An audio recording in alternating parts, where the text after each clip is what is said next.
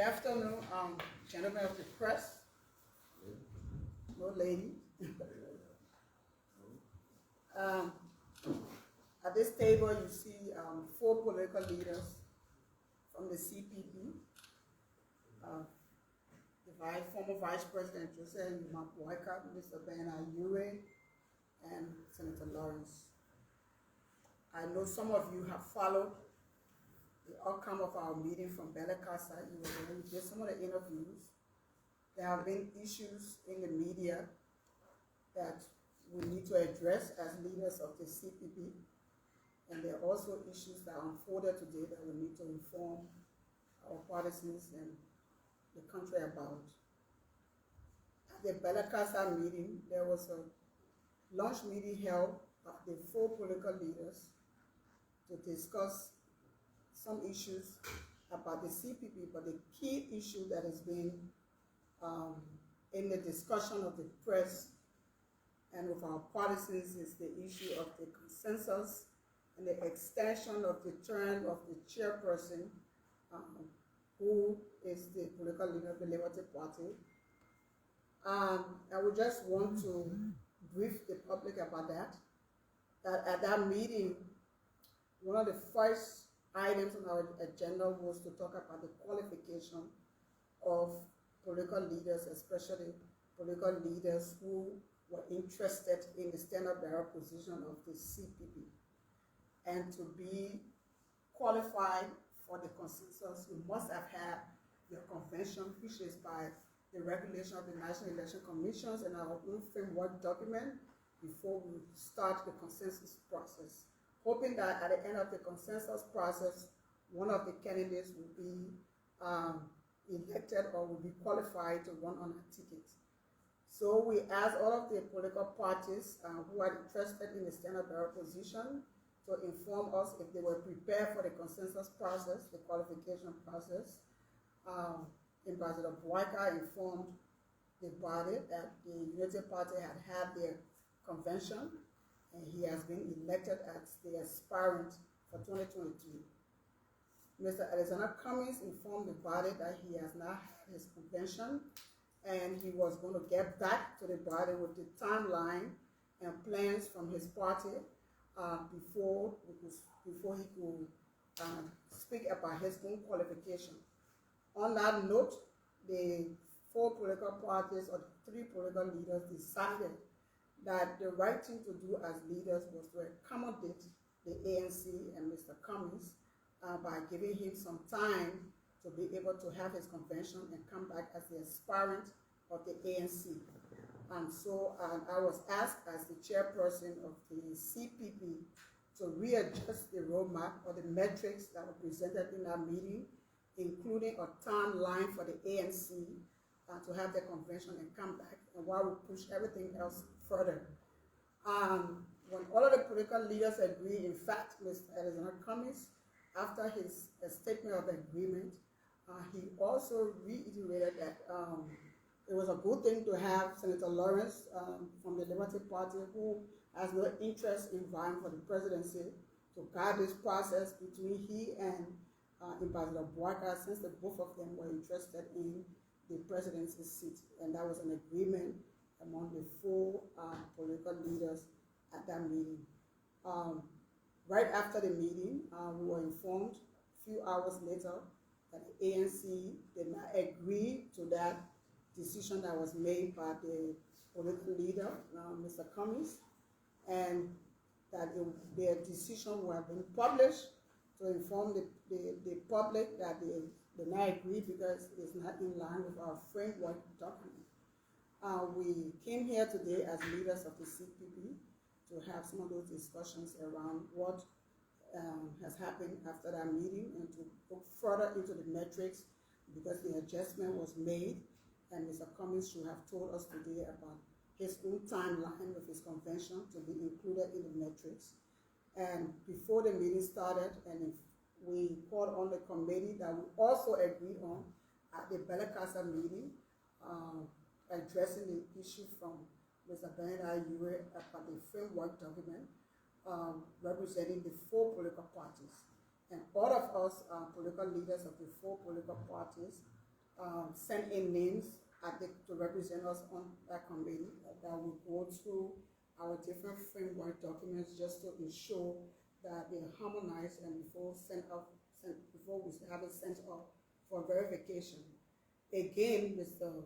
Alexander Cummings insisted after he has agreed to this committee and nominated Councilor Yafa as the ANC person to this committee, he decided to walk out of this meeting because he said he doesn't support that committee any longer because it's not in line with the framework. So we have to report this to our policies and to the leaders of our CPP structures that there's a need for us to look at this framework document further, which has been requested by Mr. Ure, and the three leaders are here, and we all are going to speak to the press today. Mr. Walker will talk about his experience with the Calabash meeting, and Mr. Ure will speak further on the framework document since, in fact, he raised the issue of concern on that document. Thank you. Well, let me start with where we started, where we agreed originally on the 6-month rotation. When Mr. Ure became the organizing chairman of our, we saw the need to extend his stay to 8 months. And based on that, Mr. Cummings also came in to spend 8 months. But we also noticed that Mr. Cummings went beyond the 8 months, even without even referring to us. He went beyond the 8 months without any notification, and we allow him to go. The idea is each person that comes to the stage comes with a mandate. At that meeting, we realized the issues that the chair lady had been encountering, her party and all of it, and we felt that in view of all of those things there, we needed to focus because we were about to take over, wanted to make sure that she dealt with the issue that she was supposed to deal with during her tenure. And that issue was a matter of dealing with a consensus, which she outlined. When we came to that, Mr. Cummings said, after he heard that I was now endorsed to represent the Unity Party, he said he too will have to go and talk to his people about a convention, not telling us that there is a date, say I'm going to discuss a convention, meaning that they will go discuss, they will agree on a date. In view of that, I said to the chair lady, give us a schedule of all your remaining activities so that we know how much time you need so that we extend your stay to finish before you turn over to us. And we all agreed to that, including factoring in Mr. Cummings' own when he had given the name of whoever was to represent this party. We left just to hear later on that Mr. Cummings has said he did not agree to such an arrangement. And it's strange because not every time we decide, we the political leaders will decide on an issue, then the next day again somebody have a change of mind. That's not the way to run an institution.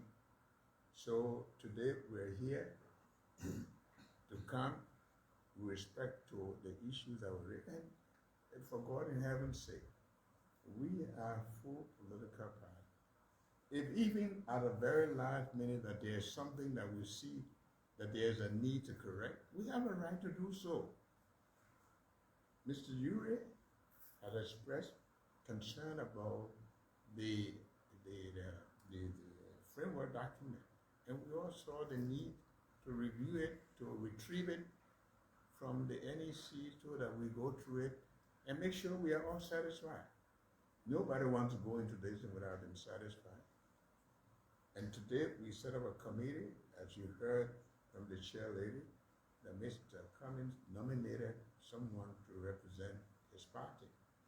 And today, we came to decide to endorse the group. He refused because he brought in another argument that it was the NEC. The NEC cannot decide for us. We have a concern.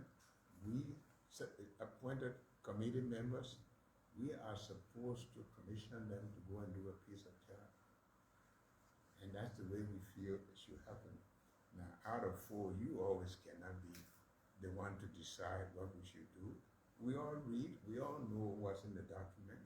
It's our right to appoint a committee, especially with an issue that a key member of the 4 political parties had raised concern.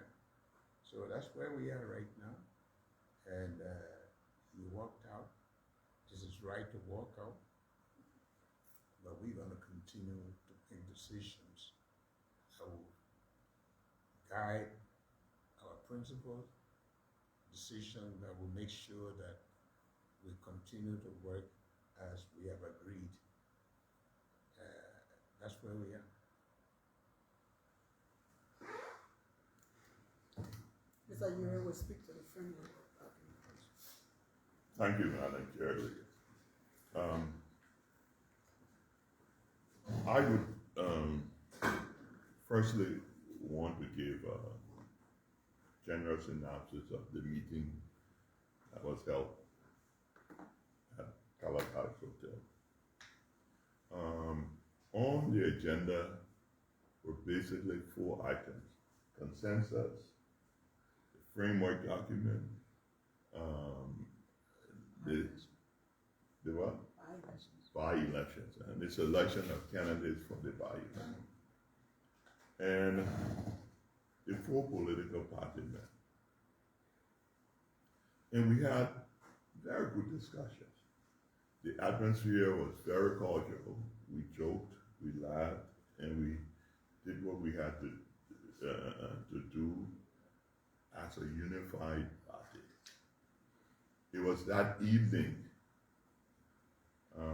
when I was informed of Mr. Cummings'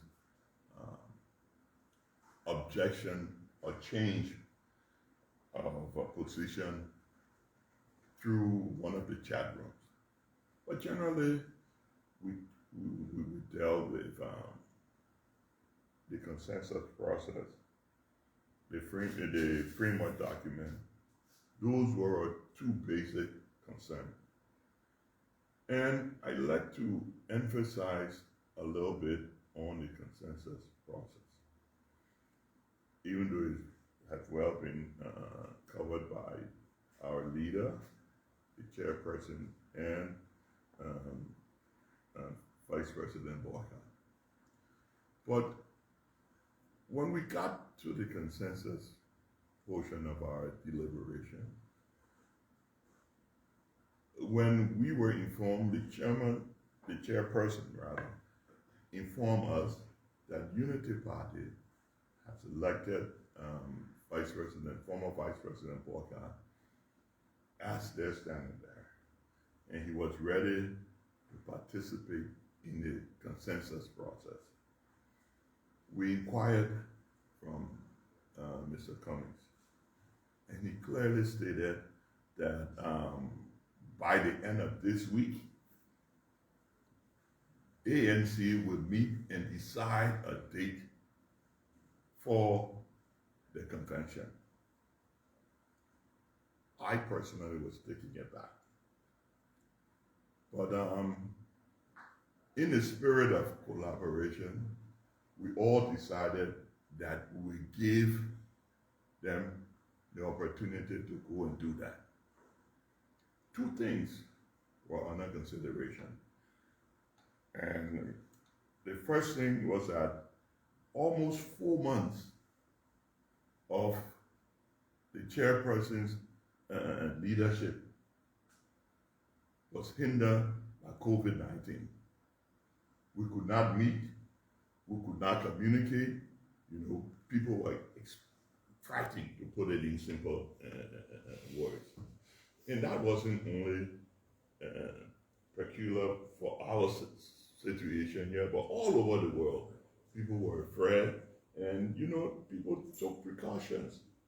So at that meeting, we said, look, based on the fact that almost 4 months of the consensus process were interfered with by COVID-19, coupled with the fact that we wanted to accommodate, and I wanted to be made clear, we did it to accommodate ANC, that they too would have an opportunity to have the convention and elect their standard bearer to come, because one cannot continue the consensus process without having 2 or more candidates. So we made that decision in the interest of peace and harmony. We give them an opportunity to produce a candidate. Oh. We all left in good faith. If we have gone contrary and said, look, you should have elected your standard bearer a long time ago, that would have been problems. So in the interest of harmony, we gave additional time for it to be done. We all agreed that, look, given the situation to the time that was wasted for COVID-19 and the fact that ANC had not produced a standard bearer, would extend the time of the political leader of Liberty Party, because her tenure should be for 8 months, and we would increase it for 1 month or so to ensure that she can at least commence the consensus process. And I want to emphasize here, Mr. Cummings was the one who agreed, and he said it's a good thing for her to do it because she's not campaigning for the standard bearership and she's neutral. He emphasized that. So we left. But another important point that we need to take into consideration is my question to the chairperson and Ambassador Walker and Mr. Cummings. I said, all we're saying here is, what is our working document? We do not have a working document because we have 4 or more copies of the framework document flowing around. And to be honest, this was my concern, because people keep quoting framework document in the chat room. I wasn't real to some of us. We have not seen the document that people kept quoting from. Look, we signed a framework document, I think it was in April last year. May 19th, right? May 19th, the framework document was signed. Copies of that document should have been forwarded to each political party, because there were 5 copies we signed, 1 for each political party and 1 to be taken to NEC. As of today's date, we have not received our copies of the framework document. I haven't, Liberty Party hasn't, nor have Unity Party. See, so where are the 5 copies of the document that we signed? These documents were signed, and there should have been 1 copy of the original document should have been given to each political party, and an original copy of it should have been taken to NEC. I was informed by somebody in NEC that the document that was submitted to NEC was a photocopy of a document that was notarized. How can that be possible? That was when I raised the red flag. Of course, I was insulted, but that didn't stop me. My insistence is, look, my people, we want to be fair and we want to be honest in this whole process. How do we have a working document that we don't have? How do we work with a document that nobody has the original copy we signed?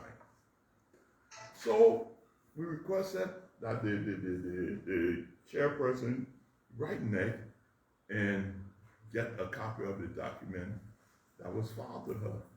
Again, the four political parties sat and we agreed on this decision.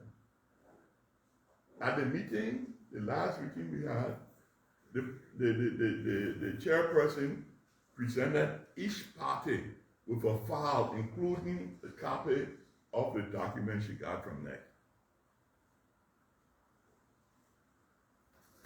From a facial examination of the document, it was clear that the document that was filed was not the document that we signed. And what we saw is very alarming. The signature page of the document we signed was extracted and put on another document and sent to NEC. We want to say here,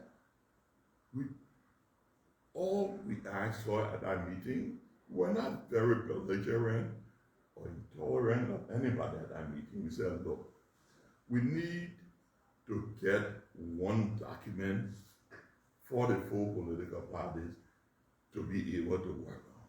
So until, and I made it clear to the chairperson, so this whole consensus process, how you doing it? Do you have a framework document? She said, well, we don't have one. We asked that she appoint a committee that will look at all the framework documents and ascertain whether or not the procedure was violated or the content of the document was altered in any form or manner. We appointed the committee. Under her supervision, ANC announced their representative on the committee, Unity Party, and so did ALP. So we're waiting for the committee to bring a final report. My people, and I want the world to know that this is one thing that we will not throw under the table. You know, the committee must examine it and must seek legal advice, because the lawyers did do an amendment of the framework document, and they did it under our advice and consent. The amended copy, we have copies of. It still wasn't a document that was filed into NEC. So we want some clarity. We cannot go forward in this whole process unless we have a working document that has been approved of by the full parties. And I want the world to know, we want a document, a framework document, where each of the parties can be held responsible to follow. And that we don't have. How can we have a consensus? How can we have a primary when we don't have a working document? And what's wrong with asking for a working document? What's wrong with requesting it?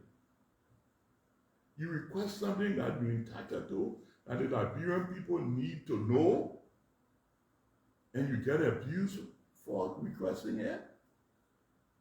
So I wanted to clarify the portion on it, even though I might have stepped on other portion. But it's important that we know that the framework committee has been established, and we're going to insist that they continue their work. After their work, we will meet again, and we'll call legal heads, and they're going to look at what they have done, and we're going to proceed. We know that Liberian people are eager to see this process end, but we want to beg their indulgence to let's do it right and in their interest. Thank you.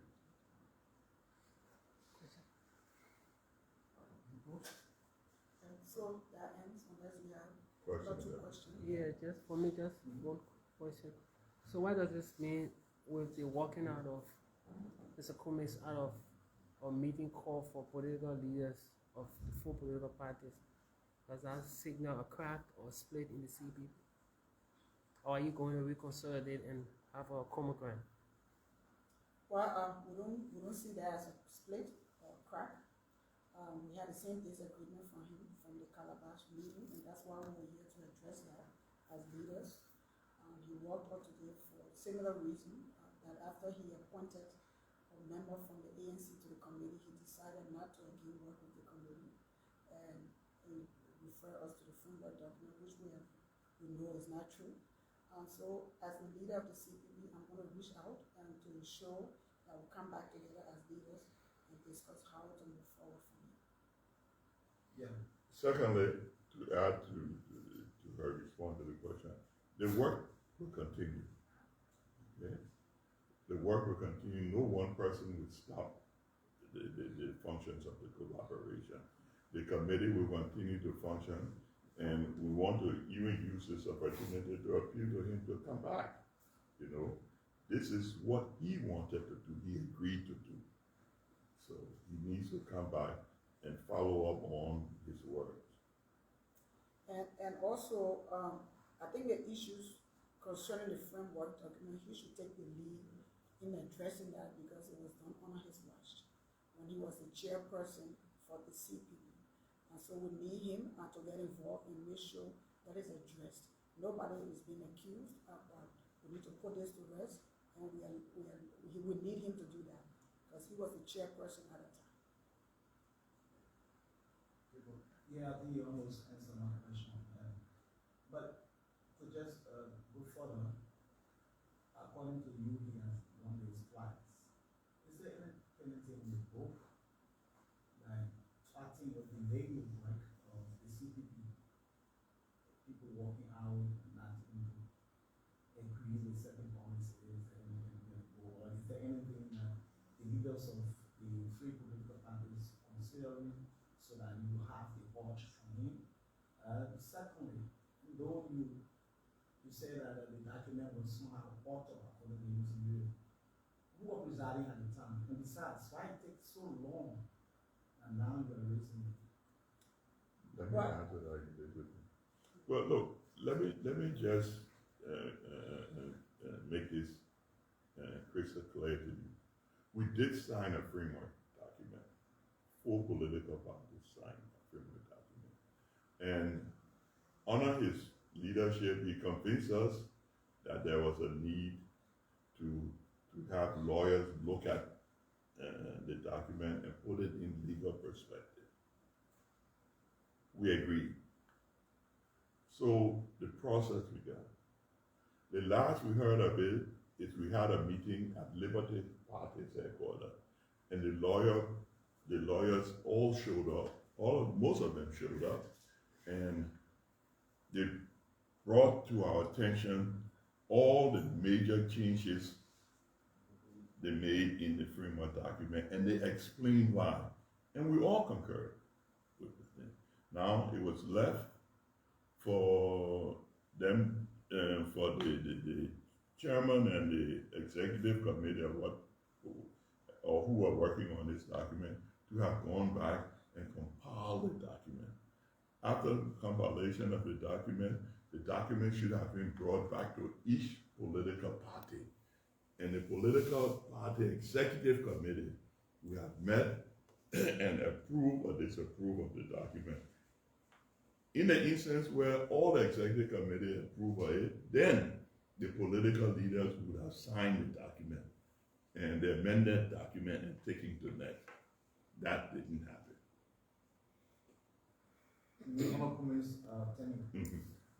Okay, I think the question was concerned for violation. Yeah.